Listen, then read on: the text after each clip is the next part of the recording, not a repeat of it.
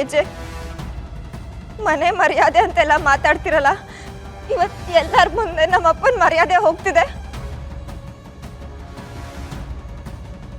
Please ಏಜೆ, ನ್ಯಾಯ ಹೇಳಿ ಬನ್ನಿ ಪ್ಲೀಸ್.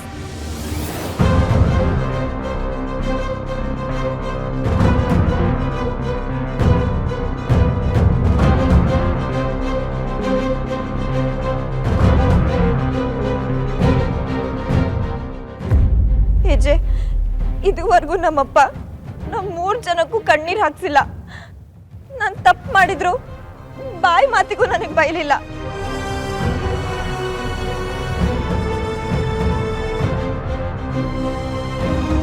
ಆದ್ರೆ ಇವತ್ತು ಇಷ್ಟು ಜನರ ಮುಂದೆ ನಮ್ಮಪ್ಪ ತಲೆ ತಗ್ಗಿಸ್ಕೊಂಡು ನಿಂತಿದ್ದಾರೆ.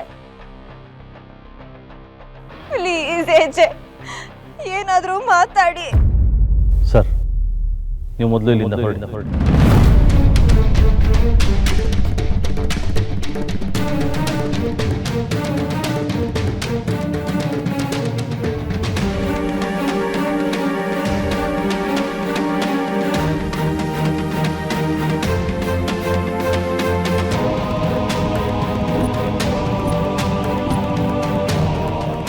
ಏಜೆ, ಏನಂದ್ರಿ? You heard me right.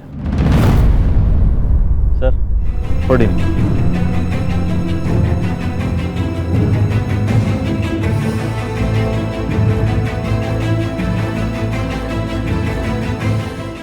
ನಮ್ಮಪ್ಪ ಎಂಥವ್ರು, ಅವ್ರ ಗುಣ ಎಂಥದ್ದು, ಅವ್ರ ನಡವಳಿಕೆ ಏನು ಅಂತ ಗೊತ್ತಿದ್ರು ನೀವ್ ಈ ರೀತಿ ಮಾತಾಡ್ತಿದ್ದೀರಾ? ಇಲ್ಲ, ನಮ್ಮಪ್ಪನ ಮೇಲಿರೋ ಆರೋಪ ಸುಳ್ಳು ಅಂತ ಪ್ರೂವ್ ಮಾಡೋ ತನಕ ನಾನು ಅವ್ರನ್ನ ಇಲ್ಲಿಂದ ಕಳ್ಸಲ್ಲ.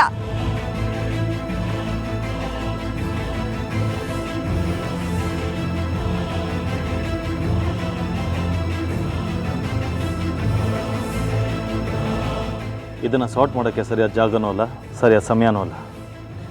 ಗೌರವ ಎಲ್ಲಿ ಕಳ್ಕೊಂಡಿರ್ತೀವೋ ಅಲ್ಲೇ ಪಡ್ಕೋಬೇಕು ಏಜೆ. ದೇವ್ರಂತ ಅಪ್ಪನ ಮೇಲೆ ಆರೋಪ ಹಾಕಿರೋದು ಸುಳ್ಳು ಅಂತ ಪ್ರೂವ್ ಮಾಡೋಕ್ಕೆ ಇದೇ ಸರಿಯಾದ ಜಾಗ. ಪ್ಲೀಸ್ ಏಜೆ. ಲೀಲಾ, ಹೇಳೋದನ್ನ ಅರ್ಥ ಮಾಡ್ಕೋ. ಏನ್ರಿ ಅರ್ಥ ಮಾಡ್ಕೊಳ್ಳೋದು? ಆ ಹುಡುಗಿ ಯಾರು ಅಂತಾನೆ ಗೊತ್ತಿಲ್ಲ, ಸುಮ್ಮನೆ ಬಂದು ನಮ್ಮ ಅಪ್ಪನ ಮೇಲೆ ಆರೋಪ ಹಾಕಿದ್ದಾಳೆ.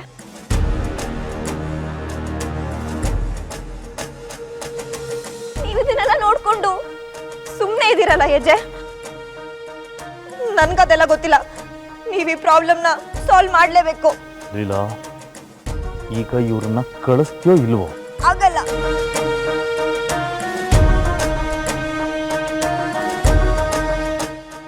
ಊರವ್ರ ಪ್ರಾಬ್ಲಮ್ ಎಲ್ಲ ಸಾಲ್ವ್ ಮಾಡ್ತೀರಾ, ನಮ್ಮನೆ ಪ್ರಾಬ್ಲಮ್ ಸಾಲ್ವ್ ಮಾಡಕ್ಕಾಗಲ್ವಾ ನಿಮ್ಗೆ? ಹಾಗಿದ್ರೆ ಬರೀ ಬಾಯಿ ಮಾತಿಗ ಹೇಳಿದ್ದು ನಾನು ನೀವು ಒಂದೇ ಮನೆಯವರು ಅಂತ?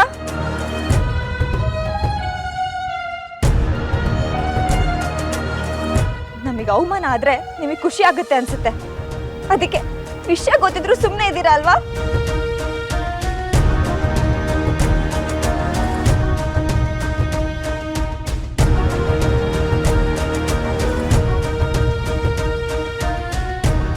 ಕಣ್ಮುಂದೆ ನಮ್ಮಪ್ಪಂಗೆ ಅನ್ಯಾಯ ಆಗಿದೆ, ಗೊತ್ತು ಗುರಿ ಇಲ್ದಿದ್ದವನು ನಮ್ಮಪ್ಪನ ಮೇಲೆ ಕೈ ಮಾಡಿದಾನೆ. ಮರ್ಯಾದೆಯಿಂದ ಬದುಕ್ತಿದ್ದ ನಮ್ಮಪ್ಪ ಎಲ್ಲರ ಮುಂದೆ ತಲೆ ತಗ್ಸೋ ಹೋಗಾಗಿದೆ.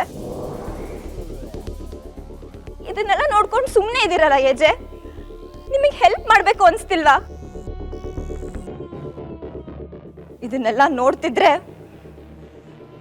ನೀವೆಲ್ಲರೂ ಇದೇ ಸಿಚುವೇಶನ್ಗೋಸ್ಕರ ಕಾಯ್ತಿದ್ರಿ ಅನ್ಸುತ್ತೆ.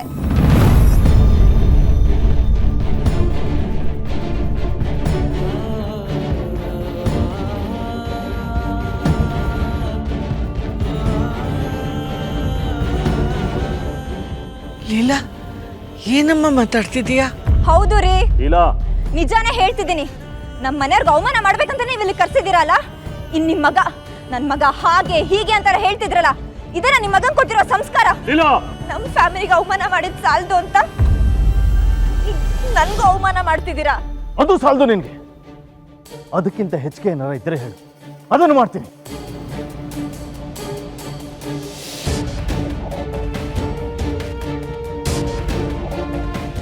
ನೀನು ಈ ಮನೆಗೆ ಬಂದಾಗಿಂದ ಏನು ಮಾಡಿದ್ಯಾ? ಆ ಮಾಡಿರೋದೆಲ್ಲ ಬರೀ ಎಡವಟ್ಟು.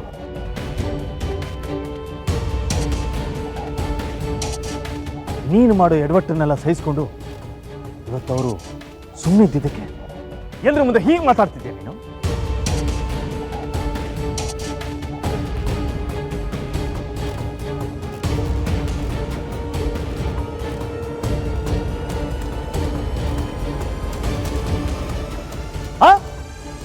ನೋಡು, ನಮ್ಮ ಮನೆಯವ್ರು ಮನ್ಸು ಮಾಡಿದ್ರೆ ನನ್ನನ್ನು ಯಾವತ್ತೂ ಮನೆಯಿಂದ ಹೊರಗಾಕ್ಬೋದಿತ್ತು.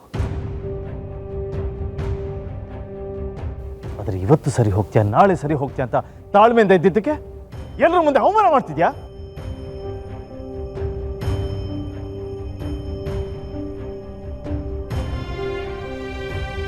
ವಾವ್ ಏಜೆ, ವಾವ್! ಇಷ್ಟು ಜನರ ಮುಂದೆ ನಿಮ್ಮ ಮನೆಯವ್ರಿಗೇನೋ ಬೈದಾಗ ನನಗೆ ಕಪಾಳಕ್ಕೆ ಹೊಡೆದ್ರಿ. ಅದೇ ಜನರ ಮುಂದೆ ನಮ್ಮ ಅಪ್ಪಂಗೆ ಅವಮಾನ ಆದಾಗ ನೀವು ನೋಡ್ಕೊಂಡು ಸುಮ್ಮನಿದ್ರಿ. ಯಾಕೆ? ನಿಮ್ಗೂ ಅದೇ ಬೇಕಿತ್ತಲ್ವಾ? ನಮ್ಮ ಅಪ್ಪಂಗೆ ಹೊಡೆಯುವಾಗ ಯಾರು ಏಜೆ ಮಾವ ಅಂತ ಹೇಳಿದ್ರು. ಆದ್ರೆ ನೀವು ಅಳಿಯ ಆದವರು ಅವ್ರಿಗೆ ಅವಮಾನ ಆಗ್ತಿರುವಾಗ ಅದನ್ನ ತಡೆಯೋದಿರ್ಲಿ, ಅದನ್ನ ತಡೆಯೋ ಪ್ರಯತ್ನನೂ ಮಾಡ್ಲಿಲ್ವಲ್ಲ ಏಜೆ?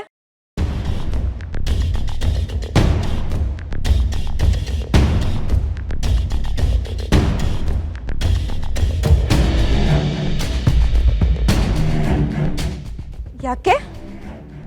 ನಿಮ್ಗೂ ಅದೇ ಬೇಕಿತ್ತಲ್ವಾ?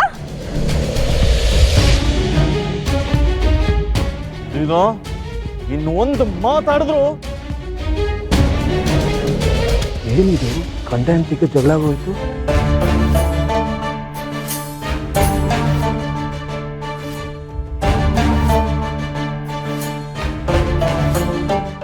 ಇದೇ ದೊಡ್ಡ ನ್ಯೂಸ್ ಆಗೋಗುತ್ತೆ.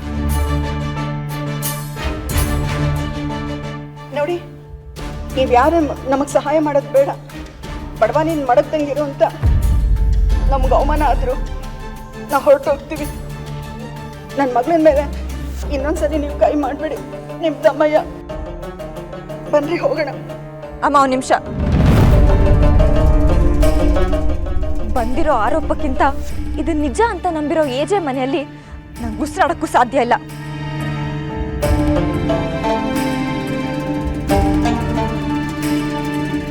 ಯಾವ ಜಾಗದಲ್ಲಿ ನಮ್ಮ ಅಪ್ಪಂಗೆ ಅವಮಾನ ಆಗಿದೆಯೋ ಆ ಜಾಗದಲ್ಲಿ ನನ್ನ ಕ್ಷಣನೂ ಇರಲ್ಲ.